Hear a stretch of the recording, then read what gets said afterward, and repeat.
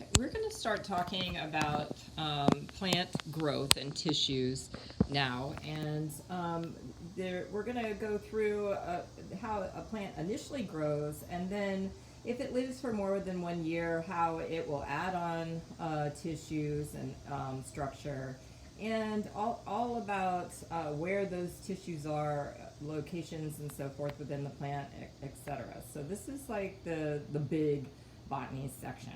I want to first start talking about plant growth, and we're going to talk about meristems. Meristems, it's spelled right here for you, are the places on the plant where the plant grows, and they are doing mitosis actively. It turns out that the plant body in general, most of the cells in the plant are not actually doing mitosis. It's only in particular areas, and so these would be located, generally speaking, at the tips of the plant. These are called apical meristems, but there are other meristems as well, and we will go through those and where they are. Plants have what we call indeterminate growth. Indeterminate growth means that they are going to keep growing throughout their lifetime, even though genetically speaking, they do get to a certain size and shape, but that size is not limited. In other words, it's only limited by structure. So a tree, for example, an oak tree, will keep growing up and up and up, but when it gets too heavy to hold itself up, parts will break off and or it will fall over. So it is somewhat limited, mainly just by structural determination, but not by the genetics itself, or that is, it will keep growing throughout its life. If it loses a piece, it can always grow it back, so that's another part of the indeterminate growth. And it's growing through what we call apical meristems. That's located at the tips of the plant. The cells that are in the meristems, in other words, in the meristems, that's where mitosis is occurring. What's going to happen is, via the process of mitosis, it will create a new cell. And that cell is, the cell that is creating the new cell is actually called the initial. So this is sort of comparable, it's not sort of, it is comparable to stem cells in humans or in animals. Stem cells, or initials, in plants are the initial cell that is going to do mitosis, and they're not a particular type of cell. In other words, they are in these meristems, and they have not become part of another tissue or structure of the plant. They are only meristematic cells. And those cells then become derivatives. That means, a cell that was created from this initial cell. And then those derivatives will later become the pre-tissues, which are called protoderm, ground meristem, and procambium, depending on where they're located. And I'll show you an overhead in just a sec. And then they're later going to become the dermal, ground, and vascular tissues of the three main tissue types of adult plants. And when I say adult plants, I just mean plants as they get to a reasonable height and size. So this is all what we call primary growth. That is the growth of the plant within the first year or so. All right. So after the plant is, even a week old, but let's just say a month old, it will have dermal, ground, and vascular tissues, and they will be located in the places where we're going to depict. Okay, so let me just show you this overhead here. So if you're looking at a root tip, let's get close enough so you can see. If you're looking at a root tip, in a root tip, there's this part called the root cap. This is the part that can actually get sloughed off. But this part right here is called the apical meristem. And if we could see this under the microscope, you could see that all these cells here are doing mitosis.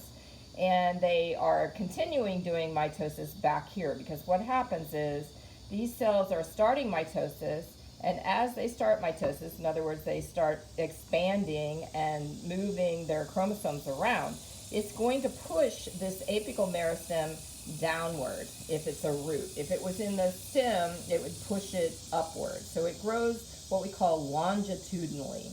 And this apical meristem will move down, leaving behind these cells that are continuing to do mitosis, and eventually will become whatever tissues or whatever pre-tissue they're going to be based on where they are. If they're in the middle, so if these cells that are dividing are in the middle here, they are procambium.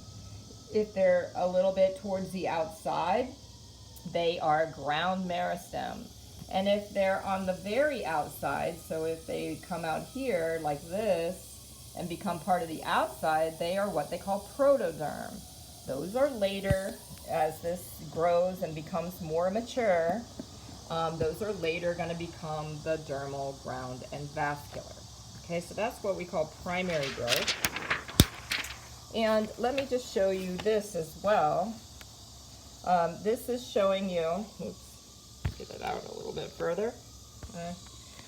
This is showing you the growing tips. So this would be the terminal bud or the apical meristem, and as mitosis occurs, it's going to grow upward.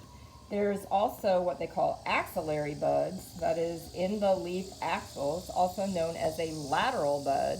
That's the same thing. Axillary buds are going to grow sideways, but usually because of hormones, they are turned off unless the terminal bud gets cut off. And we'll talk more about that later. But those axillary buds or lateral buds can become flowers or other branches. So that's why they showed that on here. So those are also meristems. Another meristem is the apical meristem of the root. So that's what we were just talking about, where it's going to be growing downward and leaving behind the cells. And then as they mature, they're going to become part of the root system. You can have the taproot or the primary root, and then secondary roots coming off of that. All right, so this is kind of a depiction of the plant body. Another thing about this is something called a node. A node is just where the leaves come off, and they can either come off at the same position, this is called opposite, or they can be alternate. I think they just, most plants will have one or the other, not both on the same plant. Like this one is sort of depicting both on the same plant. I think they just did that so we could talk about that. And then the space where the leaf comes off it's not really a structure. It's just like where it comes off. That's called a node.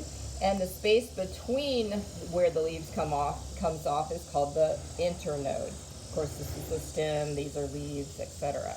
All right. I think most of you would have known that without this class. Okay, so let's talk a little bit about primary growth versus secondary growth. Primary growth is what we've been talking about. That's the initial growth of the plant. And if a plant, though, lives more than 1 year, it'll start having something called secondary growth. So plants that have bark, basically, have secondary growth. So trees, or even some shrubs that are in your yard that grow year after year, like azaleas or something like that, will have secondary growth. Now, secondary growth is not, it's not considered, so if you have a plant, let's say, that dies back every year and then it grows again, that is not considered secondary growth. That growing again will be looking like primary growth. And in fact, in a tree, this year's growth is primary growth, and things behind it from the years past are secondary growth. So you can have both in the same plant if you're looking at it. Now the other thing is, as plants grow, they have what different development that is happening, and basically that development can be divided into 3 areas. You can have the growth, which is what we've been talking about. You can have morphogenesis, which is the shape that is going to end up as. So most plants will have a certain leaf shape. They will have a general overall body shape of that particular kind of plant. And then you have differentiation, which is the differentiation of the different tissues. So let's say you have an initial cell up here, and it makes a derivative, and it becomes, it migrates basically to these locations. Then it's going to become those tissues, and this is the differentiation. Okay, So that all of this is influenced, of course, by genetics. That's a big component of this, but also somewhat by the environment. In other words, how fast does it grow? Does it have the conditions that it needs? Does it have the nutrients, etc.?